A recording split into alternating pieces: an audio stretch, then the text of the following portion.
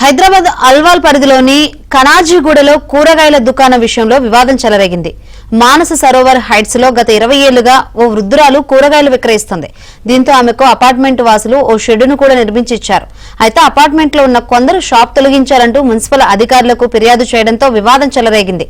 దీంతో ఇరు వర్గాల మధ్య వివాదం ఏర్పడింది. ఇద్దరి కోసం అధికారులు అత్యుత్సాహం ప్రదర్శిస్తున్నారని మండిపడ్డారు.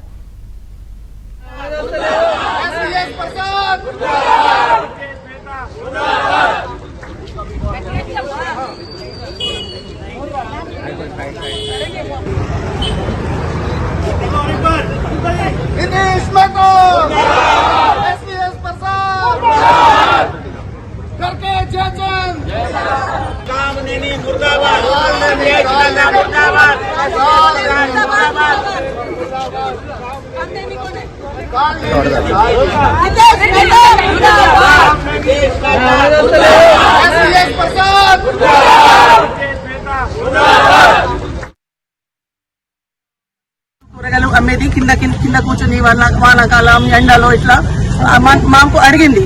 ఇటు నేను కొంచెం చిన్న గుడిసె పెట్టాలని, గుడిసె ఎందుకు కొంచెం మంచిగా కట్టుకో, ఎందుకంటే మేము కూడా పెయింటింగ్ చేస్తున్నాం కదా, మంచిగా ఉంటది అని మేమే ఓకే అన్నాం. వాళ్ళు పెట్టినాక ఇప్పుడు మాకు వీళ్ళందరికీ షాప్ కి మాకు ఇబ్బంది లేదు. బట్ మా సొసైటీ నుంచి 2-3కి ప్రాబ్లమ్స్ ఉన్నాయి. వాళ్ళు కంప్లైంట్ ఇచ్చినాక ఓన్లీ కూరగాయలు షాప్ తీయాలని వాళ్ళు మొన్న మున్సిపాలిటీ వాళ్ళు పోలీస్ వాళ్ళు వచ్చారు. సో ఇది MS3 సెట్ బ్యాక్ ఏరియా, ఇది మున్సిపాలిటీ రోడ్ ఏరియా కాదు. బట్ మున్సిపాలిటీ వాళ్ళు వినట్లేదు అన్నమాట. ఆ 2-3 వాళ్ళ గురించి ఇబ్బంది అవుతుంది, చాలా చాలా ఇబ్బంది అవుతుంది.